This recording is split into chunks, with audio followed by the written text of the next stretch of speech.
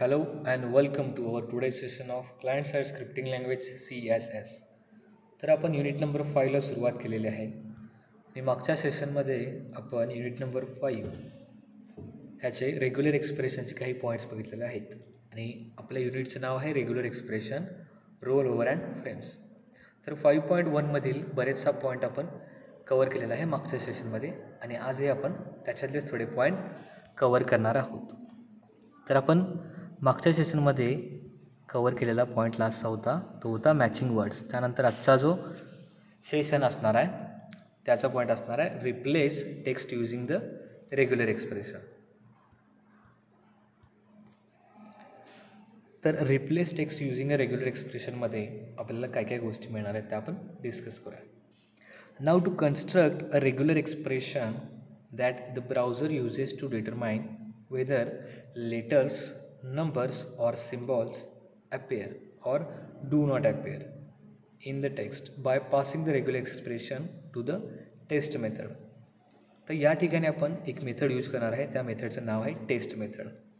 त्यामध्ये आपण regular expression ज्यावेळेला यूज करणार त्यावेळेला आपण ह्याच्यात काय चेक करणार की आपल्याला आपल्या वेब पेजवरती लेटर्स, नंबर्स, सिम्बॉल्स हे दिसतात किंवा दिसत नाही. आणि हे कशावरून यूज करणार आपण टेस्ट मेथडमध्ये रेग्युलर एक्सप्रेशन पास करणार त्यावेळेला. You can also use regular expression to replace portion of the text by using the replace method.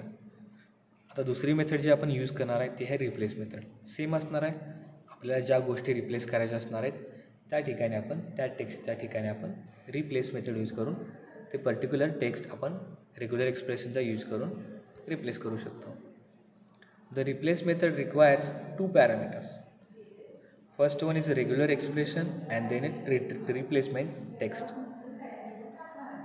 म्हणजेच ज्या वेळेला आपण ह्या ठिकाणी रेग्युलर एक्सप्रेशन यूज करणार आहे त्याच्यामुळे पहिला पॅरामीटर आपला रेग्युलर एक्सप्रेशन असणार आहे. त्याच्यानंतर आपला जो टेक्स्ट रिप्लेसमेंट करायचा असणार आहे तो टेक्स्ट आपण तिथं इन्सर्ट करणार आहे.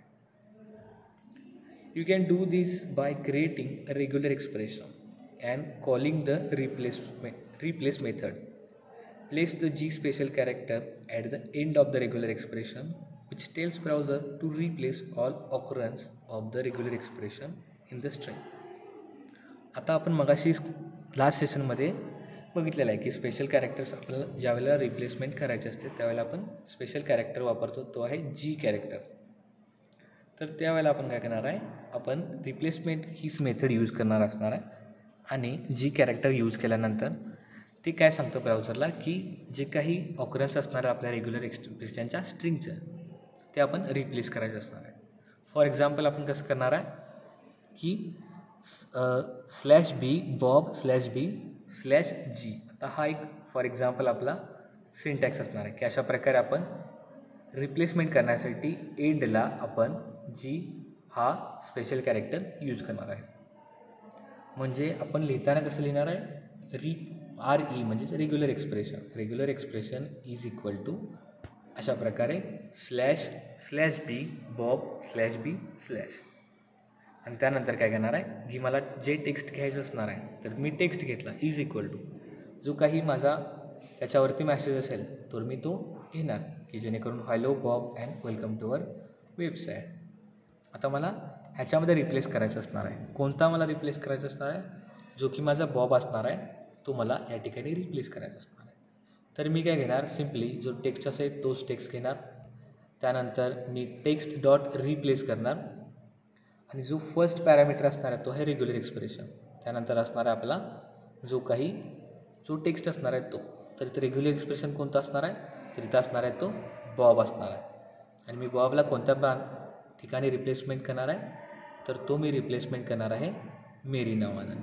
अशा प्रकारे आपण एक फॉर एक्झाम्पल घेऊ शकतो. आता रिप्लेसिंग लाईक व्हॅल्यूज तर व्हॅल्यूसारखं रिप्लेसमेंट कसं करायचं. A regular expression can be written to search for variations of a name and replace it with a standardised name. म्हणजेच जे काही व्हेरिएशन्स आपल्याला मिळणार आहेत आपल्या नेममध्ये ते रिप्लेसमेंट करून कशा प्रकारे द्यायचं तर एक प्रकारचा स्टँडर्ड नेम असतात तशा प्रकारे आपण ते राईट करायचं असणार आहे आणि ते राईट करून सर्च फॉर व्हेरिएशन्स, म्हणजे जे काही व्हरायटी आपल्याला मिळणार त्याच्यामध्ये आपण सर्च करायचं असणार. To do this the regular expression must contain literal characters and wild card characters.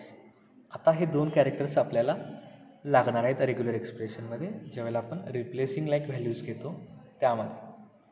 तर त्यावेळेला लिटरल कॅरेक्टर्स काय असतात, तर लिटरल कॅरेक्टर्स असतात जे की लेटर असतील, नंबर असतील किंवा सिम्बॉल्स असतील, that must match exactly within the text, म्हणजे त्याला मॅच करावंच लागणार आहे, ते पण पार्शियली नाही, ते पण एक्झॅक्टली.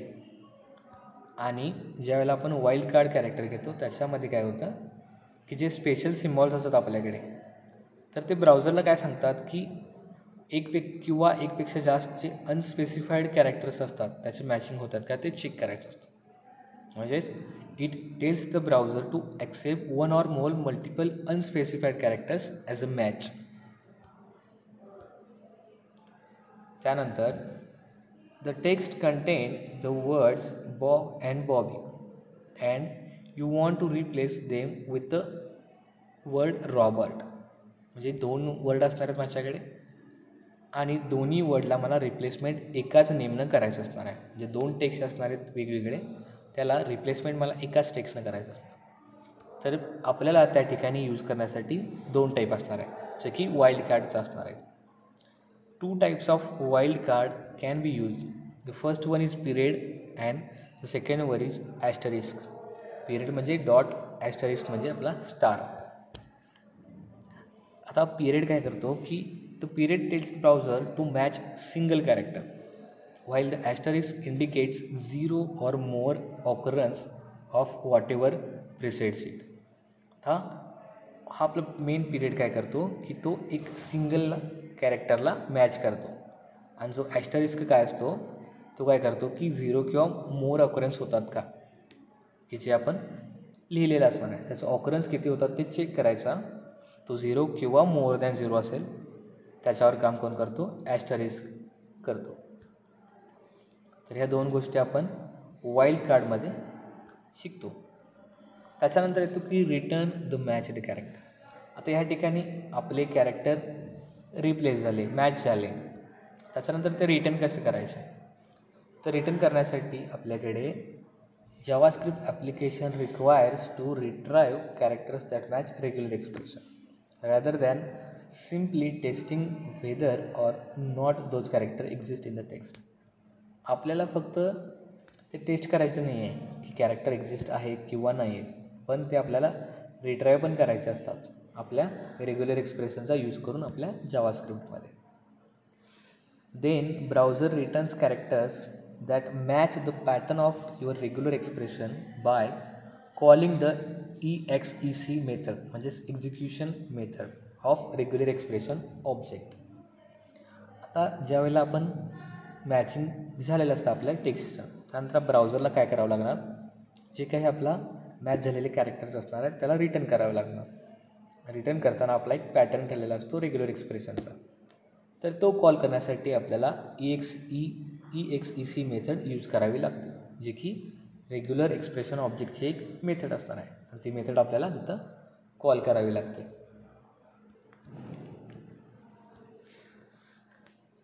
तर ह्या मेथड आपण यूज कसं करणार त्याचा एक एक्झाम्पल आहे की आपण EXEC ही मेथड कशी यूज करणार. तर पहिला आपण काय करायचं की जे रेग्युलर आपलं एक्सप्रेशन असणार आहे त्याचं पॅटर्न एक ठरवून घ्यायचं आणि ज्या टेक्स्टला मॅच करायचं असणार आहे ते टेक्स्ट आपल्याला पहिल्यांदाच ठरवून घ्यायचं. त्याच्यानंतर जे काही कॅरेक्टर असतात ते आपल्या पॅटर्नला मॅच होतात का ते चेक करून घ्यायचं आणि ते रिटर्न करून घ्यायचे आपण with the help of regular expression. त्यानंतर आपण काय करायचं, ती जी काही असणाऱ्या गोष्ट ती काय करायची, pass the EXEC method to the text for which you want to search. म्हणजे ज्या गोष्टीला आपण सर्च करायचं असतं किंवा ज्या टेक्स्टला आपल्याला सर्च करायचं असतं त्या टेक्स्टमध्ये आपण काय करायचं, ही मेथड पास करायची, EXEC मेथड पास करायची. आणि त्याच्यानंतर काय करायचं, ज्यावेळेला आपण जे सर्च पाहिजे असेल, ज्याच्यासाठी सर्च करतो त्याच्यासाठी पास केल्यानंतर काय करणार, हे सगळं झाल्यानंतर आपली EXEC मेथड असणार आहे. ती काय करणार आहे, आपल्याला एक ॲरे रिटर्न करून देणार आहे. हा आपला ॲरे रिटर्न करून देणार आहे EXE method. The first array element contains the text that match your regular expression. आता ॲरेमध्ये मल्टिपल एलिमेंट्स असतात. तर पहिला एलिमेंट कोणता असणार आहे, जो की आपल्या टेक्स्टला मॅच झालेला असतो, तो जो की आपला रेग्युलर एक्सप्रेशन असणार आहे. आणि त्याच्यानंतर आपण काय बघणार आहोत की टेलिफोन नंबरचे मॅच कसे करायचे. आता आपण मॅच करून रिटर्न करायचं गोष्टी. तर टेलिफोन नंबर मॅच करताना आपण काय बघायचं असणार आहे की जे नंबर ऑफ टेलिफोन असतात आपल्याकडे, तर ते व्हॅलिड आहेत की नाही ते चेक करायचं असतं. तर त्यावेळेला आपल्याला रेग्युलर एक्सप्रेशन कशा प्रकारे दिसणार की RE/ आणि हे पूर्ण एक प्रकारचा सिंटॅक्स आहे जो की आपल्याला कॉम्प्लिकेटेड कन्फ्युजिंग दिसतो आहे. मग मोस्ट ऑफ द टाईम काय असणार आहे, आपलं जे रेग्युलर एक्सप्रेशन असणार आहे कोणासाठी, टेलिफोन नंबर मॅचसाठी असणार आहे. तर ते काय असणार आहे, मॅक्सिमम टाईमसाठी किंवा मोस्ट ऑफ द टाईम्स आपल्याला ते कन्फ्युजन दिसतं. तर आपण काय करूया, याला व्हरायटी ऑफ पार्टमध्ये ब्रेकडाऊन करूया. तर पार्ट्स कोणकोणते असणार आहेत, तर याच्यातले पर्टिक्युलर जे सिम्बॉल्स किंवा स्पेशल कॅरेक्टर्स असणार आहेत ते कोणते असणार आहेत आणि त्याचं काय काम ते आपण पुन्हा एकदा बघूया. स्लॅश हे काय असणार आहे, स्टार्ट रेग्युलर एक्सप्रेशन, जो की फॉरवर्ड स्लॅश असणार आहे. त्यानंतर दुसरा जो असणार आहे सिम्बॉल, तर तो असणार आहे start at the beginning of the string, जो की आपला अपवर्ड ॲरो टाईप दिसतो आपल्याला. त्यानंतर येतो की स्क्वेअर ब्रॅकेटमध्ये स्लॅश देऊन एक राऊंड ब्रॅकेट, एक हाफ राऊंड ब्रॅकेट असणार आहे. त्याच्यात काय होतं की मॅच द ओपन पॅरेंथेसिस, तर त्याचं डिस्क्रिप्शन असं असणार आहे. त्यानंतर येतो ते question mark, round bracket, backward slash, D square curly braces 3 curly braces complete आणि राऊंड ब्रेसेस कंप्लीट. तर ह्याच्यामध्ये आपण काय करतो की any kind of digit match करतो. म्हणजे फॉर एक्झाम्पल 0 to 9 आणि एक्झॅक्टली 3 ऑकरन्स असतात का ते चेक करतो, की जेणेकरून आपल्या कर्ली ब्रेसेसमध्ये आपण किती दिल्यात, तिचा ऑकरन्स 3 दिलेला आहे. आणि ज्यावेळेला पॅरेंथेसिस येतो तर पॅरेंथेसिस ब्राउझरला काय सांगतं की to store this sub pattern and will be assigned to an element of an array that is return by the EXE method.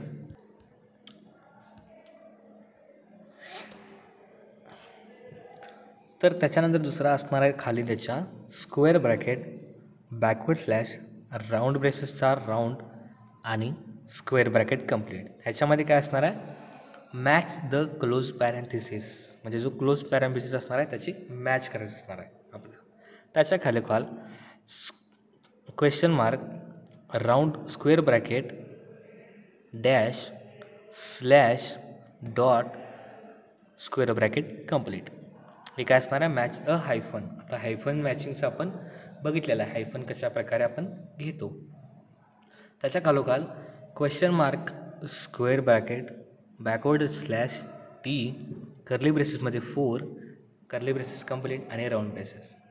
आता ज्या गोष्टी आपण कर्ली ब्रेसेसमध्ये लिहितो तर त्याचा काय असतो की नंबर ऑफ ऑकरन्स किती वेळा होतो ह्याच्यासाठी आपण कर्ली ब्रेसेसमध्ये त्या गोष्टी लिहितो. तर याचा काय अर्थ होतो की आपण ह्याच्यात पण डिजिटल्स आपण मॅच करणार आहेत की ज्याचं एक्झॅक्टली 4 वेळेला ऑकरन्स असणार आहे. आणि पॅरेंथेसिस काय सांगणार आहे की हा सब पॅटर्न असणार आहे, तो सेव्ह करा, स्टोअर करा आणि जो काही ॲरेचा एलिमेंट असणार आहे त्याला तो असाइन करा विथ द हेल्प ऑफ, म्हणजे कोणाच्या रिटर्न की EXE मेथडनं जे रिटर्न आलेलं आहे त्याच्यानुसार ती करून ठेवा. $साइन म्हणजे काय, match the end of the string. आणि स्लॅश म्हणजे काय, end of the regular expression. तर first element of array is an entire string that match the regular expression. हे सिम्पल आहे. There are 3 groups are defined and each are contained within the parenthesis. आता आपल्याकडे ज्यावेळेला telephone number आपण घेणार असतो त्याच्यामध्ये आपण स्पेसिकली पण 3 ग्रुप करणार असतो. 3 ग्रुपमध्ये काय असणार आहे ते पॅरेंथेसिसमध्ये. पहिल्या ग्रुपमध्ये असणार आहे तो आपला एरियाचा कोड असणार आहे. सेकंड ग्रुपमध्ये असणार आहे तो आपला 3 डिजिट एक्सचेंज हा नंबर्स असणार आहे. आणि त्याच्यानंतर जो थर्ड ग्रुप असणार आहे तो असणार आहे our last 4 digits of the telephone number. तर ह्या ज्यावेळेला आपण हे ग्रुप कशासाठी केल्या की आपला टेलिफोन नंबर लॉंग असतो त्याला आपण ब्रेकडाऊन केलेलं आहे ह्या 3 ग्रुपमध्ये. The substring that matches each one of these group is automatically assigned to the second and subsequent element of an array in the order in which the groups are defined. म्हणजे ज्यावेळेला जे substring त्या ग्रुपनुसार match होतात त्या गोष्टी त्याला automatically assign होत राहतात आणि सबसिक्वेंट ज्याचा एलिमेंट असेल त्यानुसार त्याच्या ऑर्डरनुसार त्या गोष्टी त्या ग्रुपमध्ये डिफाईनसुद्धा केलेल्या जातात. Once you have isolated each substring of the telephone number string, you can continue the validation process to make sure that the telephone number is correct. तर ज्यावेळेला आपण पूर्ण ह्या गोष्टी आयसोलेट करून घेतो, प्रत्येक सबस्ट्रिंग प्रत्येक ग्रुपनुसार त्या सबसिक्वेंट एलिमेंटला असाईन झालेलं आहे हे चेक करतो आपण आणि त्याच्यानंतर आपण काय करतो, व्हॅलिडेशन प्रोसेसला कंटिन्यू करतो की आपला जो नंबर इन्सर्ट केला आहे तो करेक्ट आहे की इनकरेक्ट आहे. Steps in this process depend on the nature of your JavaScript application. आता आपण ज्या स्टेप्स आता स्टडी केल्या तर ह्या स्टेप सगळ्यासाठी सेम असतील का नसतील किंवा ह्याचा जो डिपेंड असणार आहे तो असणार आहे आपण कोणत्या ॲप्लिकेशनसाठी त्या स्टेप्स करतो. त्याच्यानंतर येतो तो आहे रेग्युलर एक्सप्रेशन ऑब्जेक्टच्या प्रॉपर्टीज, जो की आपला असणार आहेत की बऱ्याचशा प्रॉपर्टी आपल्याला मिळणार आहेत त्या object. The regular expression object has properties that can be accessed from within your JavaScript by referencing of name of regular expression object followed by the property name. आता ज्यावेळेला आपण ह्या प्रॉपर्टी ॲक्सेस करणार असतो की आपल्या जावास्क्रिप्टमध्ये तर त्याला आपण काय करणार आहे, त्याला आपण रेफरन्स करणार आहे कोणाचा, त्या रेग्युलर एक्सप्रेशन ऑब्जेक्टचा नेम आणि फॉलोड बाय कोण, त्याच्या प्रॉपर्टीचं नेम. हा आपला असणार एक प्रकारचा flow. This is the same technique that you use to access properties in previous chapters. आता बऱ्याच ठिकाणी आपण ऑब्जेक्टच्या प्रॉपर्टीज आपण घेतलेल्या होत्या, ॲक्सेस केलेल्या होत्या. तशाच प्रकारे सिमिलरली आपण या ठिकाणी पण करायचं आहे, नेम आणि त्याचं प्रॉपर्टीचं name. Table list are the properties. आता टेबल आपल्याकडे आहे की जेणेकरून काही रेग्युलर एक्सप्रेशन ऑब्जेक्ट असणार आहेत आणि त्याच्या प्रॉपर्टी कोणकोणत्या ह्याच्यावर डिपेंड असणार आहेत. तर $1 म्हणजेच थ्रू $9 ह्याला काय असतो, पॅरेंथेसिसचं सबस्ट्रिंग असतात तो की मॅच असतात. म्हणजे ह्याच्यात आपण काय करतो की ज्या आपल्या सबस्ट्रिंग असतात म्हणजे 0 पासून 9 पर्यंत आपण म्हणतो किंवा $1 पासून आपण $9 पर्यंत म्हणतो. तर त्या पॅरेंथेसिस सबस्ट्रिंग मॅचेस असतात की ह्याच्यात मॅच असतात. त्याच्यानंतर येतो $_ ह्याच्यात काय असतो, सेम ॲन इनपुट म्हणजे सेम ॲज इनपुट असणार आहे. त्याच्यानंतर असतो $* म्हणजे ॲस्टरिस्क, ह्याला काय म्हणतो, सेम ॲज मल्टीलाईन. $and ह्याला म्हणतो आपण सेम ॲज लास्ट मॅच. त्याच्यानंतर येतो $+ म्हणजेच सेम ॲज लास्ट पॅरेंट. आणि त्यानंतर येतो $, सेम ॲज लेफ्ट कंटेंट. आणि डॉलर आणि इन्व्हर्टेड कॉमातला single comma same as right context. त्याच्यानंतर जो रेग्युलर एक्सप्रेशनचा ऑब्जेक्ट असणार आहे तो असणार आहे कन्स्ट्रक्टर. कन्स्ट्रक्टर काय करणार असणार आहे, constructor specifies the function that creates an object's prototype. आणि त्यानंतर ग्लोबल ऑब्जेक्ट असणार आहे तो ग्लोबल ऑब्जेक्ट काय करतो, इट सर्च ग्लोबली म्हणजेच जी मॉडिफायर असतो. तर जी मॉडिफायरबद्दल आपण डिस्कशन केलेलं आहे. त्यानंतर येतो तो म्हणजे ignore case, input, last index, last match, last pad आणि last context, multiline, prototype, right context आणि सोर्स. या गोष्टी काय असणार आहेत, प्रॉपर्टीज आणि त्याच्या ऑब्जेक्ट रिलेटेड असणार आहेत.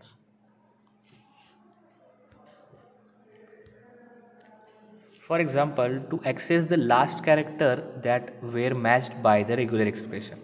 म्हणजे मला काय करायचं आहे की माझ्या रेग्युलर एक्सप्रेशननं लास्ट मॅच कोणत्या कॅरेक्टरला केलं आहे ते मला घ्यायचं असेल तर मी काय करणार, लास्ट मॅच ही प्रॉपर्टी यूज करणार. आता आपण टेबलमध्ये बघितलेलं आहे की लास्ट मॅच प्रॉपर्टी यूज करायचं last match property contains the last character that were matched by the regular expression object. Simply जे हवं असणार आहे त्याचे प्रॉपर्टीचं नेम टाकायचं आणि ते कॅरेक्टर्स आपल्याला मिळून जातात by the help of regular expression object. आता लिहिताना आपण फॉर एक्झाम्पल कसं लिहिणार, RE म्हणजेच रेग्युलर एक्सप्रेशन, डॉट टाकून आपण लास्ट मॅच ही आपण अशा प्रकारे प्रॉपर्टी तिथे लिहिणार असणार. तर आजच्या सेशन्समध्ये आपण बराचसा पॉईंट कवर केलेला आहे जो की आपला रेग्युलर एक्सप्रेशनचा पॉईंट असणार आहे. तर रेग्युलर एक्सप्रेशन आज आपण कम्प्लिटली पूर्ण केलेलं आहे आणि जे पुढचे पॉईंट्स असणार आहेत ते आपण नेक्स्ट सेशनला सुरुवात करणार आहोत.